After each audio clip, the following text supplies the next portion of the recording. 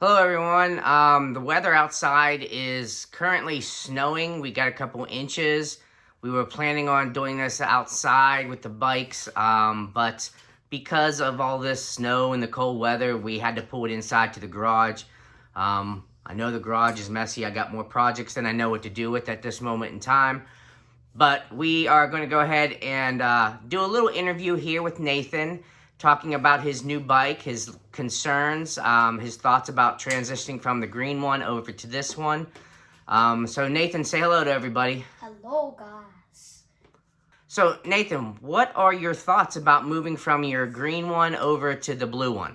Well, the blue one's bigger than the green one. And when I first ride this, it was way too big, so you had to lower it down.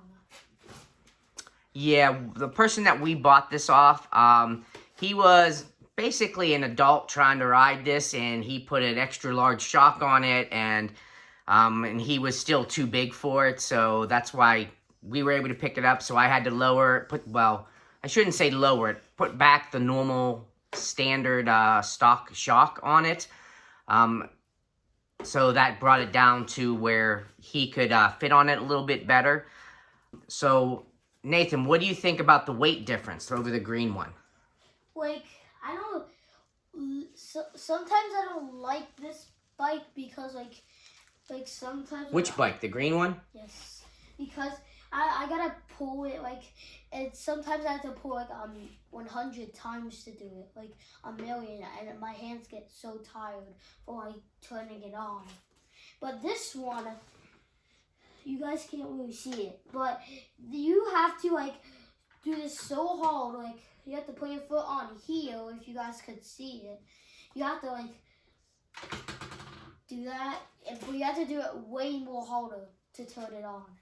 This is. So basically, the green one was that pull start that we had a video of you, Nathan, doing a pull start and getting it started. And then the blue one, it is a kick start, so he's going to have to learn how to do the kick start. He hasn't been successful on the kick start just yet, but he'll get there. So what else is your concerns about transitioning over to this bike? I'm scared of this bike. Well, what do you mean scared? When I ride this, this one's way more different. I had to let it run down and then turn, then I have to pull this to go back up. Well, that's what you do to the green one. You got to give it gas to go. Yes. Then the thing that I'm scared of most is when it was higher. But I like that you lowered it down. Oh, you can just touch the ground a little bit easier? Yes, when it was way more tall, I couldn't touch. I couldn't bear. I was almost be able to touch it. I was then I got so scared that then I went over there. Mm-hmm. So what are your thoughts now on this one? You have some gears to possibly be changing, where the green one, it just was give it gas and go. So down here, this is the shift thing.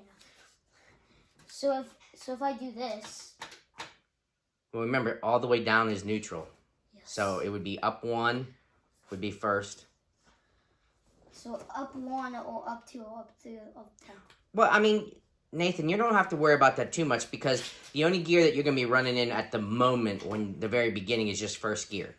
And that's going to be kind of really similar to the green bike. So once you get used to that, you're going to be able to learn how to shift that. And being that this doesn't have a clutch, there's not much to it.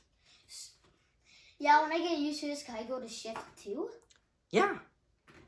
Yeah, and you'll even find that probably going to shift 2, it won't be as jerky like when you give it gas. When you're in first and you give it gas, it's a little bit jerky. Whereas the second gear, it's not going to be as jerky. So, does this have a thing where you can shift it what? This one? The green one? No. Yes. The green one is just one gear. One gear? One gear and that's it, yeah. And that's why you had such a hard time going up and down hills, is because the gear that they picked, the gearing for that bike, is kind of like a broad spectrum. So if you were on flat ground, you can go faster. but the hills requires you to have a little bit, be able to downshift, and that doesn't have it, because if they had that bike set up to have like a lower gear, you wouldn't be able to go as fast on the flat ground. So they picked a gearing that they thought was going to be kind of the best all around, to where the blue bike now, you're going to have some gears. You get to pick what gear you're going to want it to be in, and depending on that, on the terrain that you're going on. So it's going to be a learning process of how to shift and kind of learning when to be in what gear. Daddy, this one I had no problems.